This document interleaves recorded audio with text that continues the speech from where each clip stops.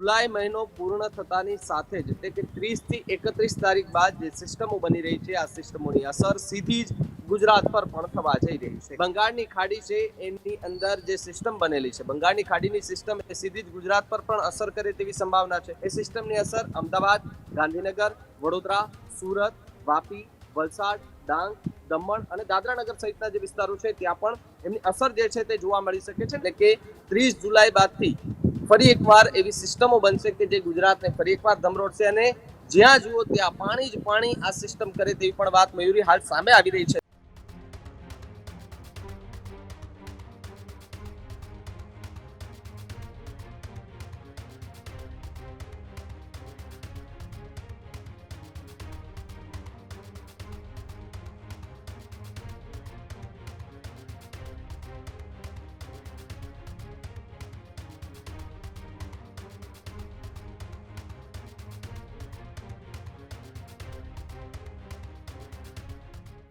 હવામાન વિભાગે રાજ્યના હવામાનને લઈને સૌથી મોટી આગાહી વ્યક્ત કરી છે, જેમાં 5 વરસાદી સિસ્ટમે ગુજરાતમાં તાંડવ મચાવી શકે તેવી આગાહી કરવામાં આવી છે।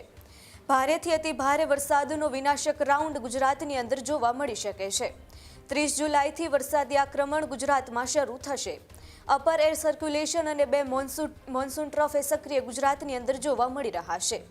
સાયક્લોનિક સર્ક્યુલેશન અને બંગાળાની ખાડીમાં ડીપ ડિપ્રેશન સક્રિય જોવા મળી રહ્યું છે, જેના લીધે ગુજરાતમાં ભારેથી અતિ ભારે વરસાદ આગામી સમયમાં જોવા મળે તેવી હવામાન વિભાગ દ્વારા આગાહી કરવામાં આવી છે। 5 વરસાદી સિસ્ટમ એ ગુજરાતમાં આગામી સમયમાં જોવા મળી રહી છે।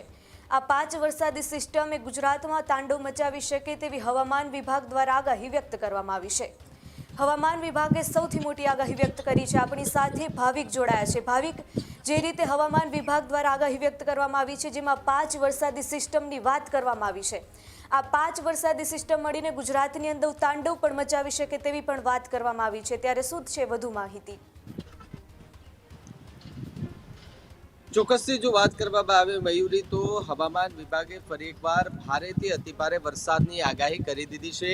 વરસાદની આગાહીની જો વાત કરવામાં આવે તો આજથી 31 તારીખ સુધી રાજ્યમાં વાતાવરણ સૂકું રહી શકે છે, કોરું કટ રહી શકે છે, પરંતુ જુલાઈ મહિનો પૂર્ણ થતાની સાથે જ એટલે કે 30 થી 31 તારીખ બાદ જે સિસ્ટમો બની રહી છે આ સિસ્ટમોની અસર સીધી જ ગુજરાત પર પણ થવા જઈ રહી છે। કારણ કે ગુજરાતના કેટલાક ભાગોની અંદર ભારેથી અતિ ભારે વરસાદ પડે તેવી પૂરી સંભાવના આવી રહી છે। બીજી તરફ જો વાત કરવામાં આવે તો બંગાળની ખાડી છે એની અંદર જે સિસ્ટમ બનેલી છે, બંગાળની ખાડીની સિસ્ટમ એ સીધી જ ગુજરાત પર પણ અસર કરે તેવી સંભાવના છે। સાથે જો વાત કરવામાં આવે તો આગામી સમયમાં જે સિસ્ટમો છે એ ગુજરાતને ધમરોળી પણ શકે છે। સાથે જ બીજી તરફ જો વાત કરવામાં આવે તો આગામી 31 તારીખ બાદથી એટલે કે આ મહિનો પૂર્ણ થશે અને ઓગસ્ટ મહિનાની શરૂઆત થશે, એટલે કે આ મહિનો એન્ડ હશે અને નવા મહિનાની શરૂઆત થશે, ત્યારથી જ વાતાવરણ અચાનક પલટાઈ જશે।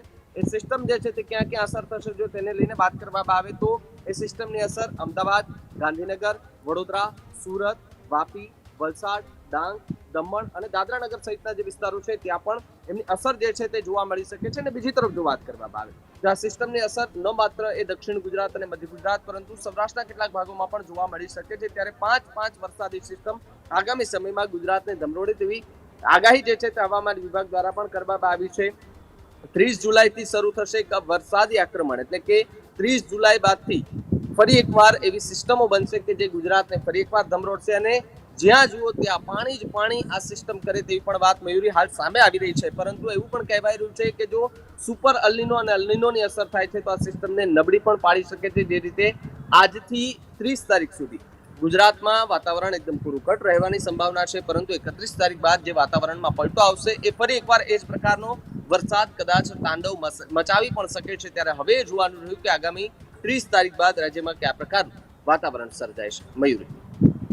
જી બિલકુલ ભાવિક, જોડાવા બદલ અને માહિતી બદલ। ખેડૂત ભાઈઓ છે ખેતરમાં ડ્રોન ઉડાવતા હોય છે ત્યારે આપણે એક પ્રશ્ન સતાવતો હોય છે કે જે આપણે અત્યાર સુધી જીપીએસ ટેકનોલોજી વાળા ડ્રોન વાપર્યા છે, જેથી કરીને મોબાઈલ ટાવર છે અથવા તો હાઈ ટેન્શન લાઈન પસાર થતી હોય, કોઈ વૃક્ષો હોય, ત્યારે જે જીપીએસ ટેકનોલોજી વાળા ડ્રોન છે એમાં ટકરાય અને ટ્રેસ થાય છે। પણ એગ્રીઓન લાવ્યું છે જીએનએસએસ ટેકનોલોજી ડ્રોન, જેથી કરીને એ ડ્રોન છે એ કોઈ જગ્યાએ ટકરાય નહીં, પોતાની રીતે જ ડિસિઝન લે છે અને મૂવ થઈ જાય છે, જેથી કરીને જીએનએસએસ ટેકનોલોજી ડ્રોન છે એ વાપરવાનો આગ્રહ રાખો।